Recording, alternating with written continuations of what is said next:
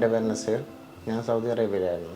എനിക്ക് തോളിന് അസഹ്യമായ വേദന കാരണം ഞാൻ നാട്ടിൽ വന്നിട്ട് ട്രീറ്റ്മെൻറ്റെല്ലാം ചെയ്ത് നോക്കിയിട്ട് പെയിൻ മാറുന്നില്ല. ഞാൻ എൻ്റെ ഒരു ഫ്രണ്ട് മുഖാന്തരം മെഡിക്കൽ വന്ന് ന്യൂറോയെ കണ്ട്. ഞാൻ ന്യൂറോയിൽ നിന്ന് സ്പൈനിൻ്റെ ഡോക്ടർക്ക് റെഫർ ചെയ്തിട്ട് ഡോക്ടർ അശോക് സാർ എന്നെ നോക്ക് MRI എല്ലാം എടുത്ത് നോക്കിയപ്പോഴത്തേക്ക് 2 ഡിസ്ക് ബൾജായിട്ട് എൻ്റെ കാരണമാണ് ഈ വെയിനിൽ കയ്യിലേക്കുള്ള വെയിനിൽ ബ്ലോക്കായിട്ട് കയ്യിലേക്ക് പെയിൻ വന്നിട്ട് ഷോൾഡറൊന്നും അനക്കാൻ പറ്റാത്ത അസഹ്യമായ വേദനയായിരുന്നു. എനിക്ക് ജോലി ചെയ്യാനോ തിരിയാനോ ഒന്നും നിൽക്കാനൊക്കെ ഭയങ്കരമായ ബുദ്ധിമുട്ടായിരുന്നു. സാറിൻ്റെ പ്രകാരം നമ്മൾ ഒരാഴ്ച ട്രീറ്റ്മെൻറ്റ് ചെയ്ത് നോക്കി.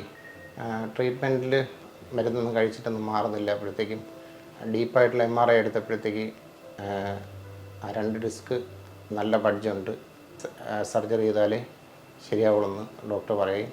ഡോക്ടർ അത്രയും നല്ല കോൺഫിഡൻറ്റ് തന്നിട്ട് സർജറിക്ക് തയ്യാറാവുകയും 3 ദിവസം മുന്നേ എൻ്റെ സർജറി കഴിയുകയും, സർജറിക്ക് മുന്നേ ഡോക്ടറിൻ്റെ അടുത്ത് പറഞ്ഞായിരുന്നു സർജറി കഴിഞ്ഞ ഉടനെ തന്നെ 99% പെയിനും മാറും.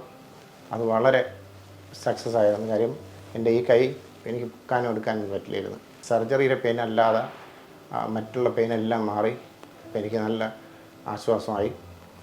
ഡോക്ടറും അവരുടെ ടീമും വളരെ നല്ല ഹോസ്പിറ്റലും ഇവിടുത്തെ സ്റ്റാഫുകളും അവരെല്ലാം വളരെ നല്ല സ്നേഹത്തോടും നല്ല സഹകരണം. എനിക്ക് ആ വേദനയെല്ലാം മാറി ഇപ്പം ഡിസ്ചാർജായി.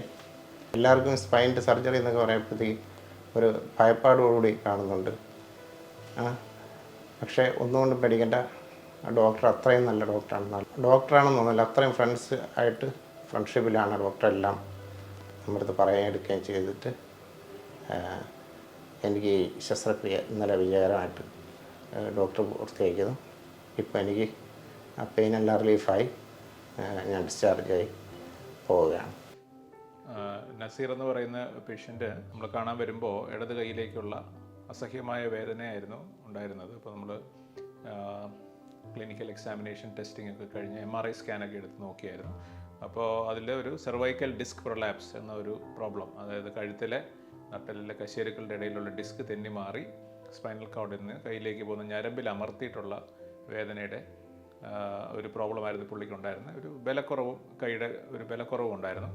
അപ്പോൾ ആദ്യത്തെ വിസിറ്റിൽ നമ്മളൊരു മെഡിക്കേഷൻസ് ഒക്കെ കൊടുത്ത് നോക്കി റെസ്റ്റ് എടുക്കാം എന്ന് അഡ്വൈസ് ചെയ്ത് വിട്ടു. പക്ഷേ കുറച്ച് ദിവസം കഴിഞ്ഞിട്ടും റിലീഫ് ഇല്ലാത്തത് കൊണ്ട് പിന്നെ അടുത്ത ഓപ്ഷൻ, അതായത് സർജറി എന്നുള്ളൊരു ഓപ്ഷനിലേക്ക് പോയി.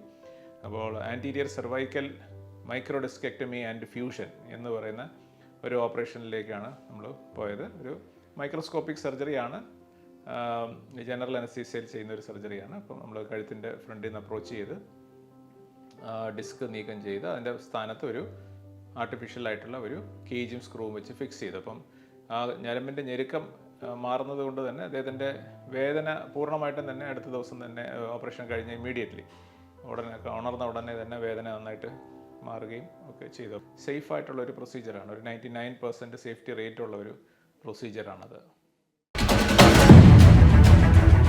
SP Mediford, you first, always.